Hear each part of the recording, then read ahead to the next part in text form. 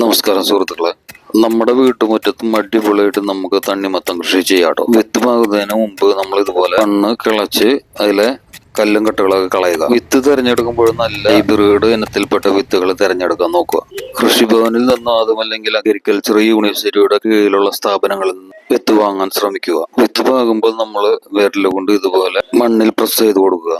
കുഴി അധികം ആഴത്തിൽ പോകാതിരിക്കാൻ ശ്രമിക്കുക. ഞാനിവിടെ പാകാൻ പോകുന്ന വിത്തുകൾ തലേദിവസം സ്യൂഡോമോണസ് ലായനിയിൽ മുക്കി വെച്ച വിത്തുകളാണ്. തണ്ണിമത്തന്റെ വിത്തുകളുടെ കൂടെ 4 കൈപ്പക്കയുടെ വിത്തും കൂടി ഞാൻ ഉൾപ്പെടുത്തിയിട്ടുണ്ട്. വിത്ത് പാകുമ്പോൾ വിത്ത് നല്ല ആഴത്തിൽ പോകാതിരിക്കാൻ ശ്രമിക്കുക. നമ്മൾ ഇതുപോലെ മുകളിൽ പതുക്കെ ഒന്ന് വെച്ചു കൊടുത്താൽ മതി. സ്യൂഡോമോണസ് ലായനിയിൽ എങ്ങനെ വിത്ത് മുക്കി വെക്കാം എന്നതിനെ കുറിച്ചൊക്കെ ഒരു വീഡിയോ ഞാൻ ഇതിനു മുന്നേ ചെയ്തിട്ടുണ്ട്. അതെല്ലാവരും കാണാൻ ശ്രമിക്കുക. വിത്ത് മുളച്ചതിന് ശേഷം നമ്മൾ ഇവിടുന്ന് മാറ്റി നടന്നുണ്ട്. അത് കാരണം കൊണ്ട് തന്നെയാണ് നമ്മൾ ഇത്ര അടുപ്പിച്ച് ചെയ്യുന്നത്. വിത്ത് ഇതുപോലെ നിക്ഷേപിച്ചതിന് ശേഷം നമ്മൾ വിരലുകൊണ്ട് പതുക്കെ മണ്ണ് അതിന്റെ മുകളിൽ ഇതുപോലെ ഒന്ന് ഇട്ട് കൊടുത്താൽ മതി. മണ്ണ് കൂടുതലായി കഴിഞ്ഞു കഴിഞ്ഞാൽ വിത്ത് മുളച്ചു വരാൻ കാലതാമസം പിടിക്കും. അതുകൊണ്ട് തന്നെ മണ്ണ് കൂടുതലാവാതിരിക്കാൻ ശ്രമിക്കുക. ഞാനിപ്പോ വിത്ത് പാകിയിട്ടുള്ളത് 2 ഭാഗത്താണ് കേട്ടോ.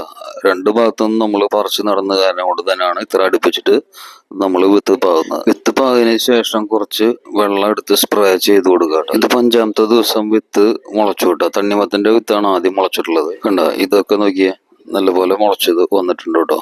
കൈപ്പയുടെ വിത്ത് മുളച്ചു വരാൻ കാലതാമസം പിടിക്കും. എന്തായെങ്കിലും ചെറിയ മുളയൊക്കെ വന്നിട്ടുണ്ട്. 2 ദിവസം കൊണ്ട് എന്തായാലും പൂർണ്ണമായിട്ട് മുളച്ചു വരുന്നുണ്ടോ. ഞാൻ വിത്ത് പാകിയിട്ടുള്ളത് കുക്കുംബർ തൈ ഇവിടെ നട്ടിട്ടുണ്ട്. അതിന്റെ 2 സൈഡിലാണ് വിത്ത് പാകിയത്.